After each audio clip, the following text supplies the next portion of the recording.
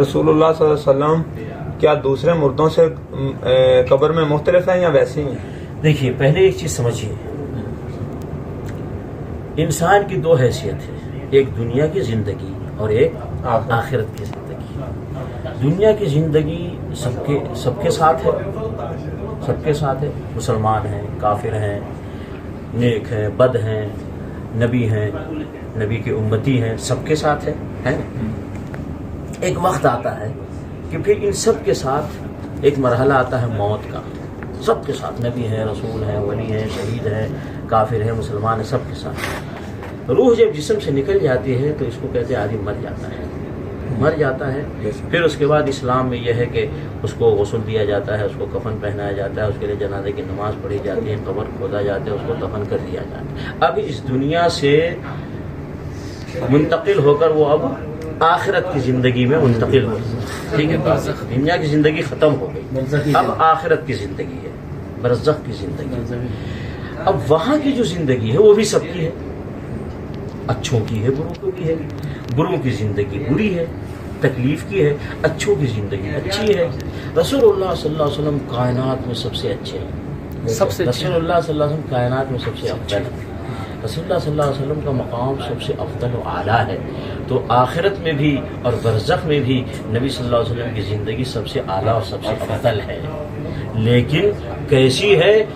صرف اللہ جانتا ہے، کائنات میں کوئی نہیں جانتا، کوئی انسان نہیں جانتا۔ اسی لیے شہداء کے بارے میں اللہ نے کیا کہا، وَلَٰكِن لَا تَشْعُرُونَ، تمہیں وہ زندہ ہیں لیکن تمہیں ان کا شعور نہیں۔ وَعِندَ رَبِّهِمْ يُرْزَقُونَ، وہ اپنے رب کے پاس رزق دیے جاتے ہیں۔ تو دنیا والے نہیں جانتے آخرت میں لوگ کس طرح کی زندگی گزار رہے ہیں، آخرت میں جانے والے نہیں جانتے دنیا میں لوگ کس طرح کی زندگی گزار رہے ہیں۔ یہ زندگی دنیا اور آخرت کے بیچ میں فاصلہ ہے جو کٹ جاتا ہے۔ اسی لیے دیکھیں صحابہ کرام اور خود نبی صلی اللہ علیہ وسلم کی بیویاں، نبی صلی اللہ علیہ وسلم جب تک گھر میں تھے سب بیان کر رہے ہیں نبی صلی اللہ علیہ وسلم کیسے کھاتے، کیسے پیتے، کیسے چلتے، کیسے پھرتے، کیسے سوتے، کیسے جاگتے، کیسے نماز پڑھتے، کیسے نماز پڑھاتے، کیسے جہاد کرتے، کیسے سارا ہے نا حدیثوں میں جو ہے وہ نبی صلی اللہ علیہ وسلم کی اسی زندگی کی کیفیت ہے مرنے سے پہلے کی۔ لیکن بتائیے جب نبی صلی اللہ علیہ وسلم قبر میں دفن کر دیا گیا، سب سے قریب اسی حجرے میں اماں عائشہ رضی اللہ تعالیٰ عنہا ہے۔ بتائیے اماں عائشہ رضی اللہ تعالیٰ عنہا نے نبی صلی اللہ علیہ وسلم کے قبر میں جانے کے بعد کی ایک بھی حالت کا بیان کیا ہے؟ 47 برس زندہ بیان ہوا ہے؟ بھائی اگر کوئی کانٹیکٹ ہوتا نبی صلی اللہ علیہ وسلم کے ساتھ قبر میں جانے کے بعد تو سب سے پہلے اماں عائشہ سے ہوتا، جبکہ اللہ کا باتیں ہوتی، گفتگو ہوتی، ملاقات ہوتی، بڑی دلیل ہے یہ سلام کرتے، بہت بڑی جواب آتا، ابا عائشہ اس کو بیان کرتی، اور وہی قریب میں ہی پیاری بیٹی فاطمہ رضی اللہ تعالیٰ عنہ، اور کتنی پیاری بیٹی نبی صلی اللہ علیہ وسلم کی کہ جب نبی صلی اللہ علیہ وسلم کو وفات ہوئی ہے تو معلوم وفات سے قبل نبی صلی اللہ علیہ وسلم نے اپنے کان میں بیٹی سے کچھ کہا تو رونے لگی، پھر دوبارہ کچھ کہا تو ہنسنے لگی،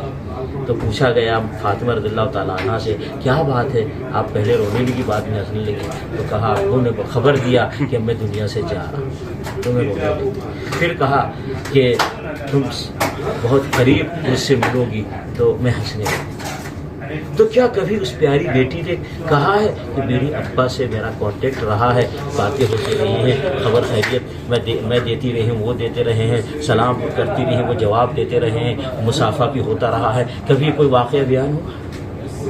ابے تو جب وہ اتنے قریب، بیوی بھی قریب ہے، بیٹی بھی قریب ہے، نواسے حسن حسین بھی قریب ہیں، داماد علی بھی قریب ہے، ایک واقعہ نہیں کہ قبر میں جانے کے بعد کوئی کانٹیکٹ ہوا ہے، تو پھر آج کیسے یہ لوگ کہتے ہیں کہ لوگوں کا کانٹیکٹ ہوتا ہے؟ نبی صلی اللہ علیہ وسلم کا جواب بھی کسی